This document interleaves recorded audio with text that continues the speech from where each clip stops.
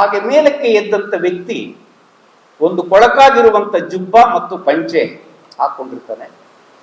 ಅದಲ್ಲಲ್ಲಿ ಹರಿದಿರ್ತದೆ, ಗಡ್ಡ ಬಿಟ್ಟಿರ್ತಾನೆ. ಸ್ನಾನ ಮಾಡಿ ಎಷ್ಟೋ ದಿವಸಗಳಾಗಿದೆ ಅನ್ನೋ ರೀತಿಯಲ್ಲಿ ಕಾಣಿಸ್ತದೆ. ವ್ಯವಸ್ಥಾಪಕ ಕೇಳ್ತಾರೆ, ನೀವು ಹಾಡ್ತೀರಾ? ಹೌದು ಅಂತ ಅವನ ತಲೆ ಅಲ್ಲಾಡಿಸ್ತಾನೆ. ಅಕ್ಕಪಕ್ಕದಲ್ಲಿದ್ದಂಥವ್ರು ಅವನು ನೋಡಿ, ನೋಡಕ್ಕೆ ಇಷ್ಟು ವಿಲಕ್ಷಣವಾಗಿದ್ದಾನೆ ಈ ಮನುಷ್ಯ, ಏನು ಹಾಡ್ತಾನೆ, ಯಾಕೆ ಇವನಿಗೆ ಅಧಿಕ ಪ್ರಸಂಗ ಅಂತ ಎಲ್ಲ ಅವರು ಅವ್ರದ್ದೇ ಆದಂಥ ರೀತಿಯಲ್ಲಿ ಪ್ರತಿಕ್ರಿಯಿಸ್ತಿರ್ತಾರೆ. ಕೊನೆಗೆ ಅವನು ಯಾರ ಮಾತನ್ನು ಲೆಕ್ಕಿಸದೆ ವೇದಿಕೆ ಮೇಲೆ ಹೋಗ್ತಾನೆ. ಹಿಂದೋಳ ರಾಗವನ್ನ ಪ್ರಾರಂಭಿಸ್ತಾನೆ.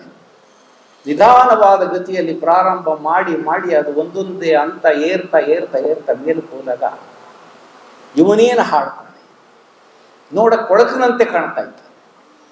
ಅನೇಕ ದಿವಸಗಳಿಂದ ಸ್ನಾನವೇ ಮಾಡಿ ಅಂತ ಹೇಳ್ತಾ ಇದ್ದಂಥವನು ಕೂಡ ಸಭೆಯಲ್ಲಿ ಇದ್ದಂಥವರೆಲ್ಲ 8-10 ನಿಮಿಷಗಳ ಕಾಲ ಮೂಕ ವಿಸ್ಮಿತರಾಗುವಂತೆ, ನಾವ್ಯಾವುದೋ ಗೊತ್ತಿಲ್ಲದೆ ಇರುವಂಥ ಒಂದು ಸುಂದರವಾಗಿರುವಂತಹ ಪ್ರಪಂಚದಲ್ಲಿ ತೇಲಾಡ್ತಾ ಇದ್ದೀವಿ ಎನ್ನುವ ರೀತಿಯಲ್ಲಿ ಅವರದನ್ನ ಅನುಭವಿಸ್ತಾರೆ. ಅವನು ಮುಗಿಸಿದಾಗ ಮತ್ತೆ ಅವರು ನಮಗೆ ಈ ಪ್ರಪಂಚಕ್ಕೆ ಬಂದು ಅಂತ ಅನಿಸ್ತದೆ. ಅದೇ ಸಭೆಯಲ್ಲಿದ್ದಂಥ ವರಕವಿ ಬೇಂದ್ರೆಯವರು ತಕ್ಷಣವೇ ಎದ್ದೋಗಿ ಆ ವ್ಯಕ್ತಿಯನ್ನ ಪ್ರೀತಿಯಿಂದ ಅಪ್ಪಿಕೊಂಡು, ಆಹಾ, ಸಂಗೀತ ಬ್ರಹ್ಮನ ಪರಿಚಯವನ್ನು ನೀವು ಮಾಡಿಸಿ, ಸಂಗೀತದಲ್ಲಿ ರಸಾನುಭೂತಿ ಅಂತ ಅಂದ್ರೆ ಇದೇ ಅಲ್ಲವೇ, ಈ ತರನಾಗಿರುವಂಥ ಸಂಗೀತವನ್ನು ಕೇಳಿ ಎಷ್ಟೋ ವರ್ಷಗಳಾಗಿತ್ತು, ನಿಜವಾಗಿಯೂ ಸಂತೋಷವಾಯಿತು ಅಂತ ಅವನನ್ನ ಮೆಚ್ಚುಗೆಯ ಮಾತುಗಳಿಂದ ಖುಷಿಪಡಿಸ್ತಾರೆ. ಆ ವ್ಯಕ್ತಿಯ ಹೆಸರು, ಇದು ನಿಜವಾಗಿ ನಡೆದಂಥ ಘಟನೆ, ರಾಮಕೃಷ್ಣ ಬುವಾ ಅಂತ. ಯಾಕಿದನ್ನು ಹೇಳ್ತಿದ್ದೀನಿ ಅಂತ ಅಂದ್ರೆ, ಸಂಗೀತಗಾರರಾಗಿ ಮೆರೆಯುತ್ತಿರುವಂಥವರು, ಪ್ರಶಸ್ತಿ ಸನ್ಮಾನಗಳನ್ನು ಪಡೆಯುತ್ತಿರುವಂಥವರು ಏನು ಸಾಧನೆ ಮಾಡಿದ್ದಾರೋ ಆ ಸಾಧನೆಯನ್ನ ಮಾಡಿಯೂ ಕೂಡ, ಆ ಶಕ್ತಿ ಇದ್ದೂ ಕೂಡ ತಮ್ಮ ಪಾಡಿಗೆ ತಾವು ಇದ್ದು ಸಂಗೀತ ಅನ್ನುವಂಥದ್ದು ಹಾಡುವುದಾಗ್ಲಿ ಅಥವಾ ಕೇಳುವುದಾಗಲಿ ಅದೊಂದು ವಿಶಿಷ್ಟವಾಗಿರುವಂಥ ಅನುಭವವನ್ನು ಪಡ್ಕೊಳ್ಳುವಂಥದ್ದು.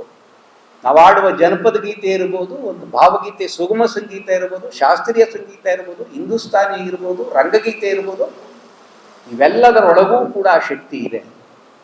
ಆ ಶಕ್ತಿಯನ್ನ ಶೋಧನೆ ಮಾಡಿದ್ರೆ, ಆ ಶಕ್ತಿಯನ್ನ ನಮ್ಮದನ್ನಾಗಿ ಮಾಡಿಕೊಂಡ್ರೆ, ಹಾಡುವವರು ಅನುಭವಿಸಿ ಹಾಡಿದರೆ ಕೇಳುವವರು ಕೂಡ ಸಂತೋಷ ಪಡ್ತಾರೆ.